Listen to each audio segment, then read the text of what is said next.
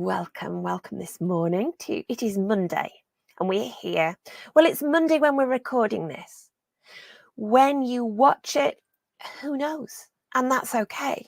But we called it Mindful Monday because that sounds quite nice. And for those of us in the Zoom room, and for me, we quite like that bit of a mindful settling into the week.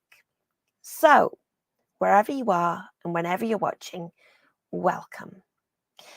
This morning, we are going to have a centering, like usual. Then we're going to have a check-in. Our check-ins never appear in the recordings. If you wonder what happens, you just have to come along to a Zoom.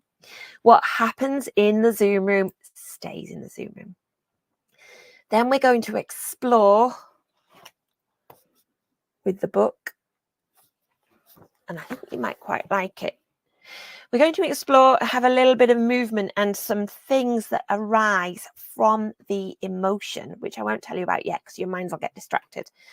And then, as ever, we will have a guided meditation because that's how we like to roll in this group.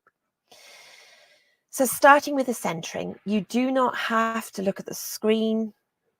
You are welcome to close your eyes, but I often recommend keeping your eyes opening in a centering, keeping your eyes open in a centering so that you can use the skill in everyday life. It's particularly relevant to our word today. So we're going through our usual A, B, C. A is for awareness. So bringing your awareness to the space that you're in, perhaps noticing sounds in the distance and closer by. Tuning into them, because we tune them out. Noticing whatever is there. Then noticing what you can see. It might be familiar objects. It might be a landscape. Depends where you are. No need to get attached to stories, but taking it in. Notice anything you can smell or taste. And then bringing that awareness closer in, perhaps feeling your feet on the ground, your body resting on furniture if you're sitting or lying. Perhaps the temperature of the air or the sensation of clothing or blankets, pillows. And then noticing how you feel inside. How am I today as a whole being, as a body, not just as a brain, but as a body, as a whole? How am I being me, doing me today? Perhaps you notice tension in your body, perhaps you notice stress in your mind. Observing. Take awareness to the breath, the natural cycle, ongoing. So A is awareness. B is for balance. So perhaps have a little rock. Doesn't matter what position you're in, have a little rock, side to side, backwards and forwards, up and down. I'll have a little wiggle and a jiggle. And then settle in that sweet spot of least effort. Your body resting, supported, your body supporting itself. Gravity bringing you down to the earth and the earth rising up to meet you. See if you can bring some balance to the breath. Maybe breathing in and out equally. And if that's uncomfortable, making sure that the exhale is a little bit longer than the inhale. A for awareness, B for balance, C for core.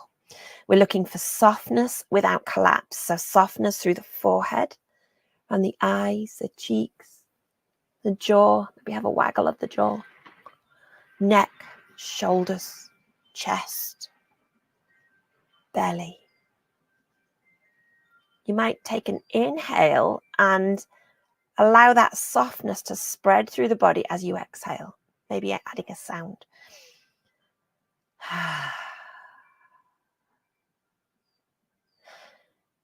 Awareness, balance, core. Second C for connection. If you're in the Zoom room, you might look at the screen and smile and see some smiling faces looking back.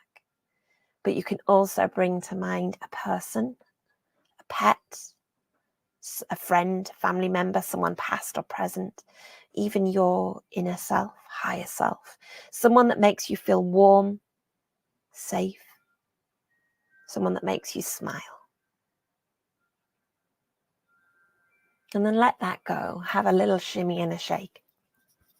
And notice how you feel. Notice any shift, if there is one, in how you feel. There may not be. I always notice a shift, but I'm always ready for a centering on a Monday morning. So we are going to pause the recording and have a check-in in the Zoom room. We've been doing Befriending Me for some people, whoever's joined Befriending Me, and the group's quite big, so we can't have a full room check-in. But when the group is a bit smaller, we can check in as a group, and that's actually really lovely. So we'll do that today.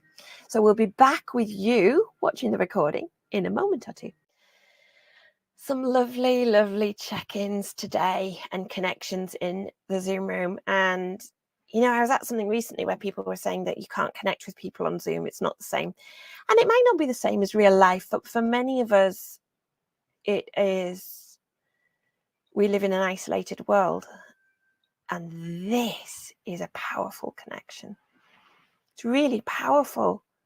The people that I have met in this Zoom room bring tears to my eyes and bring laughter to my heart, and I connect with privately and in the group and in the Zoom room, and it's beautiful. So I appreciate all of you.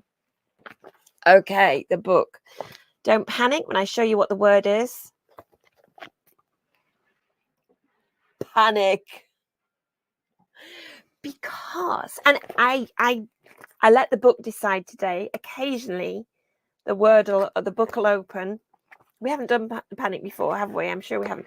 I let the book choose. I opened the book and it came up, and occasionally I look at the word that comes up and go, oh, I'm not feeling that vibe today. And I thought, oh, do you know, this one's really relevant. This one's really important because it sneaks up on us, whether it's because of an issue related to a chronic health challenge or a family issue or something. It can come as a sudden, overwhelming surge, and we can do something with it. We can acknowledge it and we can feel better. So I think it's actually quite an important one. Etymological root. Still managing to pronounce that. Don't know how long it'll last, but I'm coping with it at the moment. From the Greek, literally meaning pertaining to Pan, the god of woods and fields, who was the source of mysterious sounds that caused contagious, groundless fear in herds and crowds or in people in lonely spots. And I think that's the bit. It's that the arising of groundless fear. It's the arising of sudden fear, those overwhelming sensations. And I feel pretty certain everybody has experienced it at some times. And, you know, we all experience panic in an appropriate circumstance. And that's often more manageable because we understand the circumstance that's created the sense of panic. But it's so disabling to experience it when we haven't understood why, or we have no reason in our usual collection of reasons as to why it's appeared. And it's very distressing to experience that, and it can be overwhelming. So what we think or say, well, what do you do if you experience panic? How does it feel in your body? What does it make you do? Does it make you does it make you push away? Does it make you move forward? Does it make you move back? Is it low in your belly? It'll feel slightly different for each of us, but with very common themes. We often need or feel the need to get away, to remove ourselves from it. Its impact on our openness to others. It tends to close us down. It also tends to, we can even push away support in that moment when support might help. Our reaction or impulse for action, run, leave, camera off, close the meeting, whatever, get away. Now, I understand this totally when there's a big spider. Personally, I don't consider that to be an inappropriate action. But some might say my response is excessive, but it's the same sense without the spider. Spiders get a bad rap, don't they? Really. Related emotions: urgency, fear, terror. And the purpose, it's got a good purpose: to flee danger. I mean, if there is danger, that's really good. It's positive. But when the danger isn't there and it can't even be expelled, the sensation can't be expelled, it's overpowering and unpleasant. It's in the present. How it can get in the way. Panic is essential when we find ourselves in a dangerous situation or threatening situation. But frequent panic is exhausting, and that includes a panic reaction in response to a symptom we don't understand. And most of us, if not all, have probably all experienced that, because our mind plays tricks and imagines all sorts of things. Emotions we confuse it with: urgency. Urgency is highly relevant in many situations and has clear direction and intent. Urgency comes from the root to press hard and to proceed with focus and intensity. Panic doesn't necessarily have the right focus. It's everywhere. It's loose. It's uncontrolled. So we feel the urgency to get away or resolve a crisis.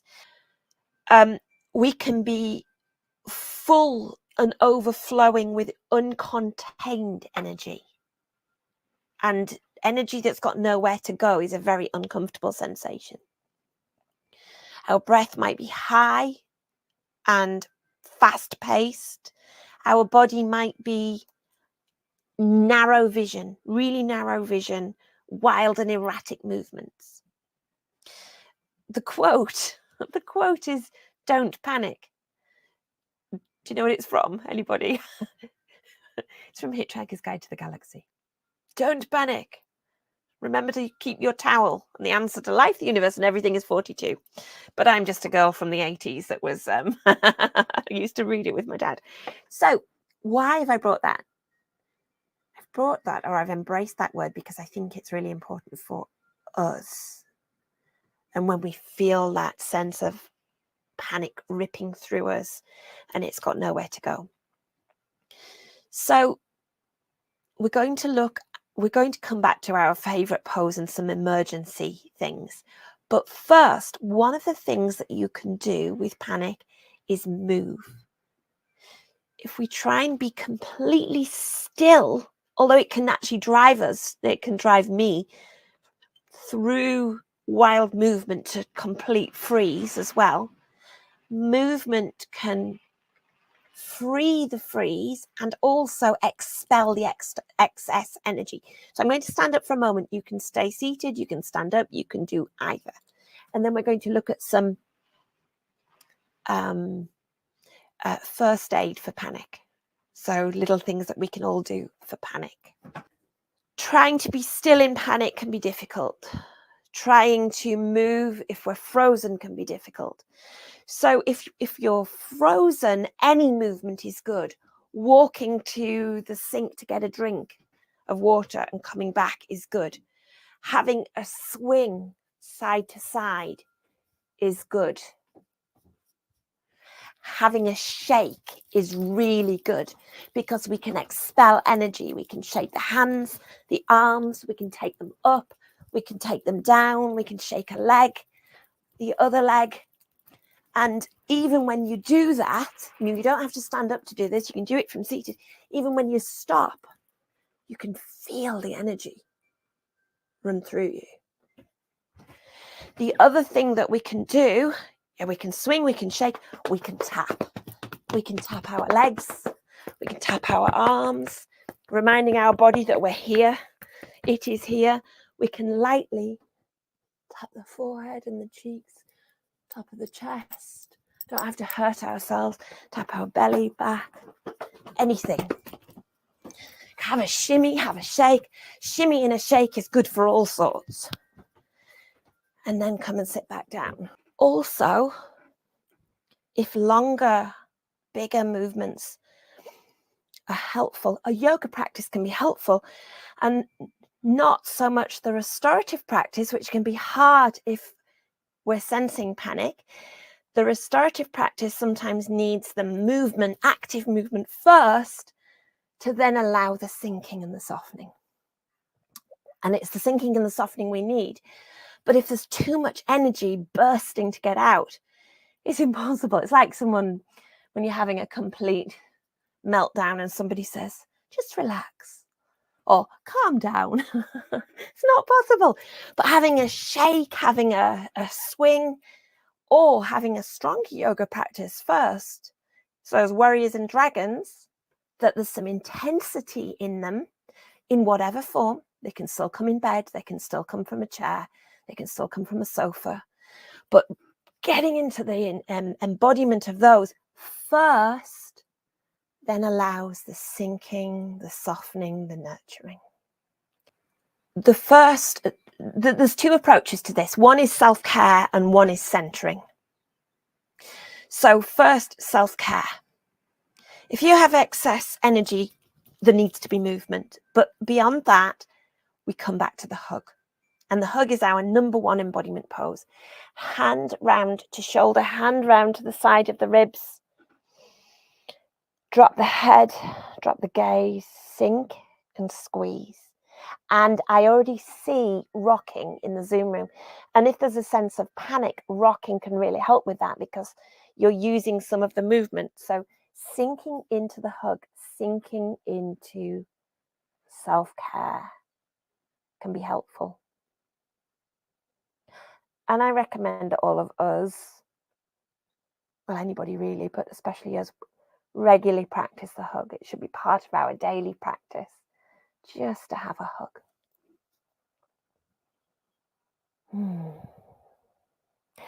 The smaller versions of the hug, hand on heart, hand on belly. And it's more effective if you regularly practice the hug, because if you're used to the sensation of the deep embodiment of the hug and you relate it to the hand on heart, hand on belly, you can tap into the same feelings. And then the little sneaky one for when you're with other people and you don't want to show them what you're doing is the little hand squeeze. Just having a little squeeze, and it can be under the table, it can be quiet, nobody needs to see. And again, if you've practiced the hug and then practice this as a micro version, it's a reminder of the same sensations. And something I'm always saying to new yoga teachers in the work I do with the yoga teacher training course, I say hand on heart, hand on belly, because nobody thinks twice about a yoga teacher sitting at the front of a group with a hand on heart, hand on belly. It's like, well, that's normal. So hand on heart, hand on belly, inhale for 2, exhale for 4. You may have noticed in the centering, I often say when we bring balance to the breath, that's great. It's very centering. It brings us down, it brings us up, it brings us to the center. Increasing the exhale taps into the parasympathetic nervous system, taps in through the vagus nerve and boosts a little bit of extra rest and digest, reduces panic. So extending the exhale is good. And we sometimes use it in our yoga practice at the end, counting in for 2 and out for 4, or in for 3 and out for 6, or out in for 4 and out for 8, whatever combination works best. But that extended exhale is like a blanket of calm. Then we've got some extra first aid for panic. So one is focusing on the belly, tightening the belly, tighten, and letting it go. Same can happen with tensing the whole body, like we might do at the beginning or end of a yoga practice, and going through sequentially, tensing feet, legs, pelvis or glutes, belly, chest and shoulders, arms, neck, face, but tense and relax, tense and relax, tense and relax. And that is really good for panic at night, because it gives something to do that takes a bit longer, because nights are very long. If you're lying in bed in a panic, it's long. So having sequential tense, release, tense, release, tense, release. I'm sure I've got a recording of us doing a tense and release somewhere. And if I haven't, maybe I'll make one of those and we can post it in the group. Tense and release. Other quick ones. The mouth release. We use this in our centering. Let the tongue hang loose and say, ah. When you say, ah, there is an automatic letting go in other areas of the body. My belly naturally goes, ah. So that audible exhale triggers, interesting word for it. That audible exhale supports softening and release elsewhere. Just a Another thing that we do in the centering, I say sometimes, inhale and lengthen up through the spine. So straighten up down the back and relax down the front. But that works well with the audible exhale. Inhale and lengthen. Exhale. Yeah. Another one for out and about, wherever you are, is simply feeling your feet on the ground. Reminding yourself you're connected to the earth. Or if you're seated or in bed or the sofa, feel your body resting. Because your body's on the furniture's on the ground. Feeling that connection down into the earth. Then we have owl eyes. There's only 2 more. Don't want to I've probably said too many already, but I want you to have them all. Owl eyes. So when we get into panic, we get blinkered. So with owl eyes, taking the fingers out in front and look at the fingers. Keep them quite close together. And then focus on the point between the fingers. But even though you're looking ahead, keep your attention on the fingers. And then as you move your fingers out, your gaze stays ahead, but your attention moves outwards. Because an owl can see all around it without moving the gaze.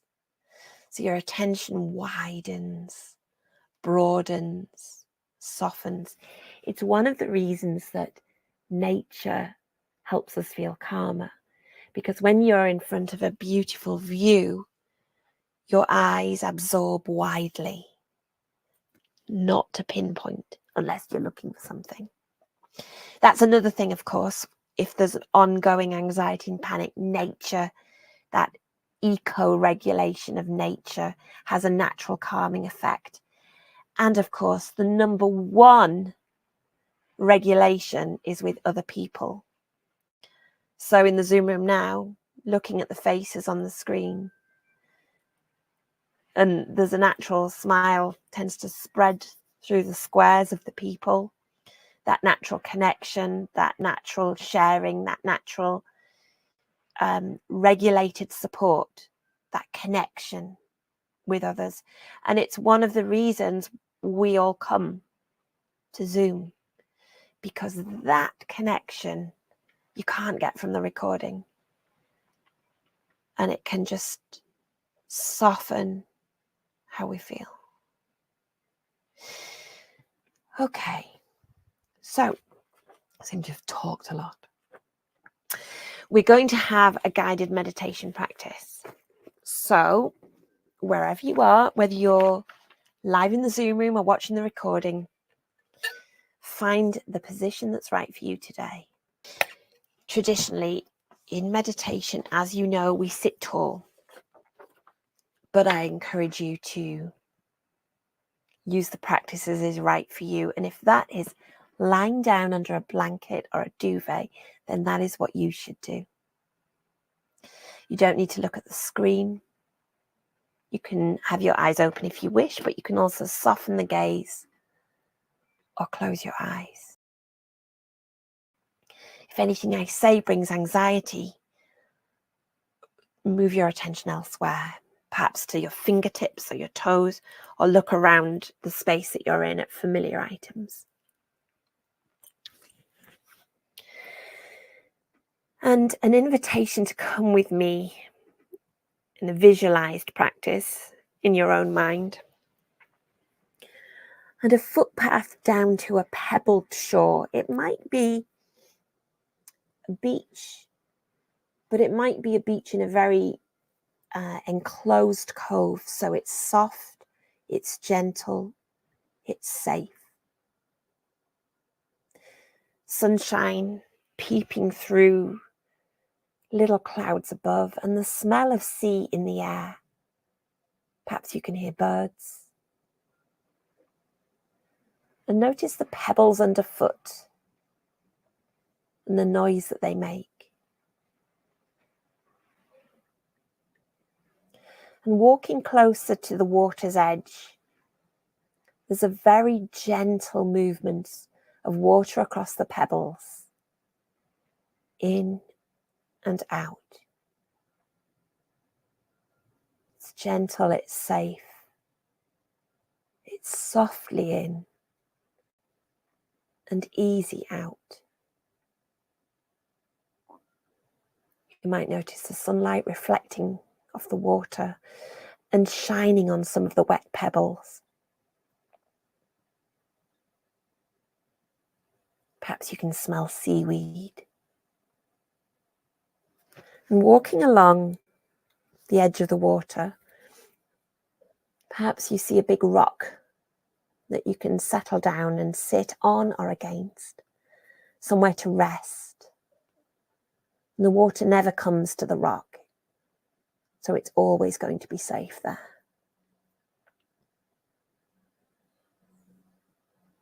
Settling down, comfortable, warm, safe, and bringing awareness to your own body in this place.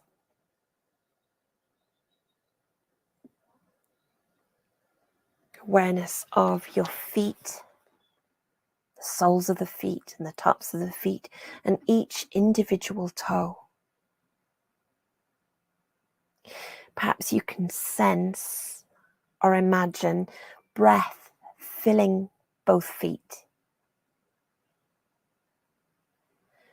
Softly in and easy out. Inhaling with kindness. Exhaling with love.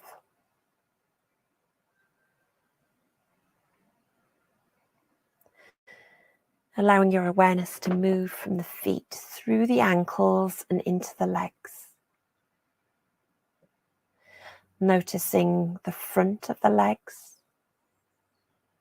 the calf, the muscles at the back of the lower legs,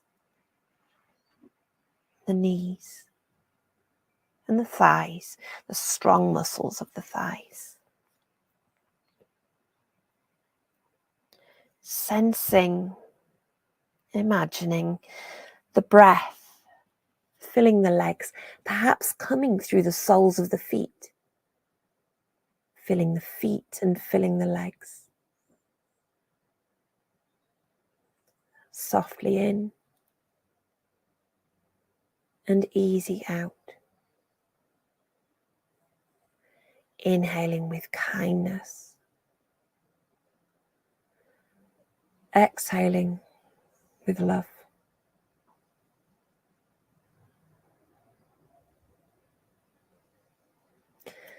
And shifting awareness to the hands, the palms of the hands and the backs of the hands, and awareness of each finger and each thumb.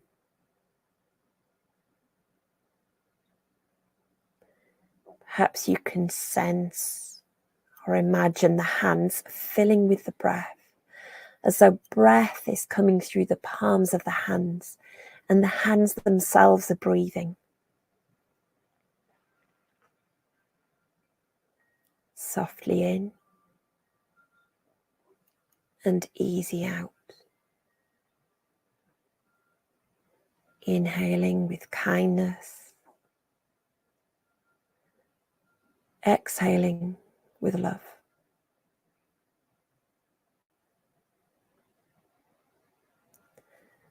Moving awareness from the hands through the wrists and into the lower arms. Sensing, imagining the muscles and bones of the lower arms. Through the elbows and into the upper arms and the strong muscles there. Perhaps you can sense, imagine breath filling the whole of the arms, maybe coming through the palms of the hands, filling the hands and the whole of the arms, as though the whole of the arms are breathing.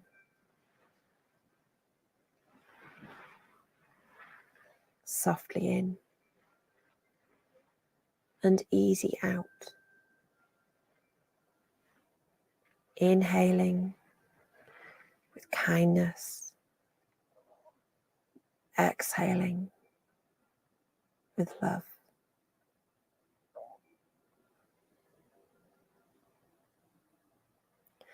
Moving awareness to the head. Sensing, imagining the skin covering the head, the hairs on the head, the eyes and the tiny muscles that bring expression, the cheeks, the nose, the ears, the jaw and the mouth, and sensing or imagining the whole of the head filling with the breath. Perhaps as though the breath is coming through the top of the head, filling the whole of the head. Softly in and easy out. Inhaling with kindness. Exhaling with love.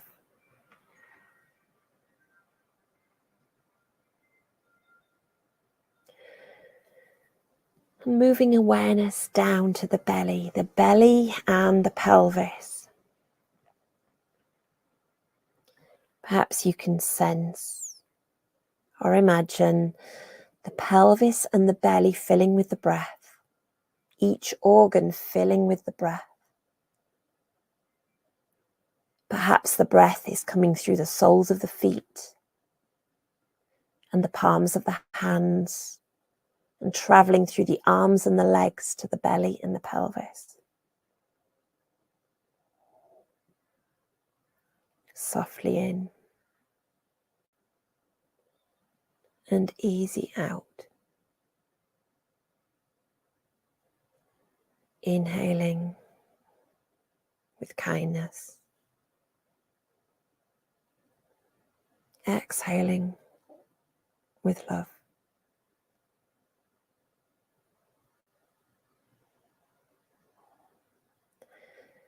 And then moving awareness to the chest, the whole of the chest, noticing the skin and muscles covering the chest, the spine at the back of the chest, the ribs, the lungs within, and cushioned between the lungs, the heart. Sensing or imagining the whole of the chest filling with the breath. perhaps the breath is coming through the soles of the feet, the palms of the hands, and the top of the head, down into the chest, up into the chest, traveling into the chest. Softly in and easy out. Inhaling with kindness, exhaling with love. And kindness and love resting in the center of the chest, nourishing.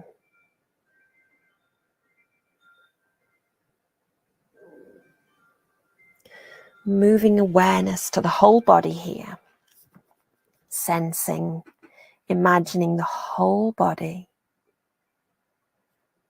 And perhaps you can sense or imagine the whole body filling with the breath, as though the whole body is breathing. Softly in and easy out. Inhaling with kindness, exhaling with love. And allowing your awareness rest in the whole body for the next couple of minutes.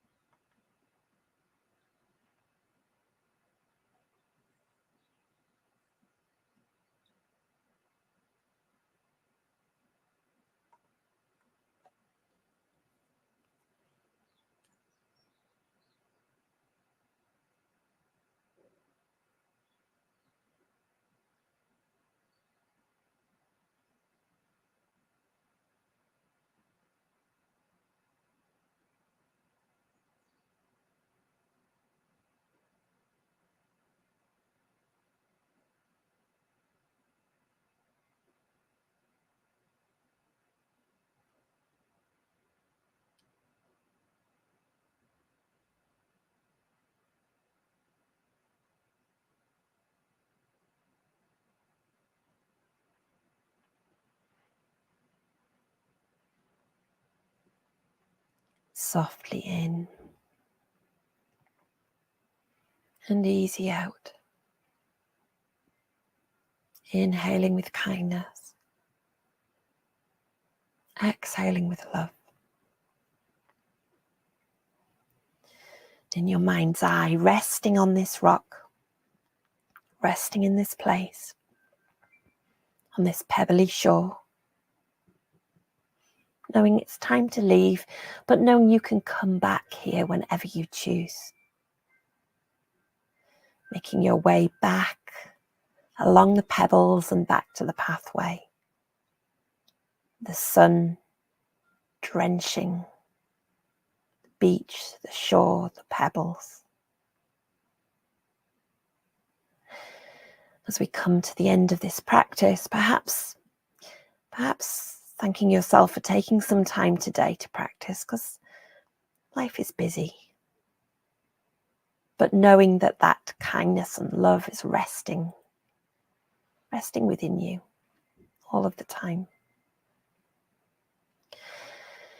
Taking any movements you need, perhaps stretch, perhaps a deeper breath. And then either staying exactly where you are or coming back to where we began. If you're watching the recording, I'm going to stop now and check in with the people in the Zoom room. But thank you for joining us, and always feel free to come along if you wish. See you soon.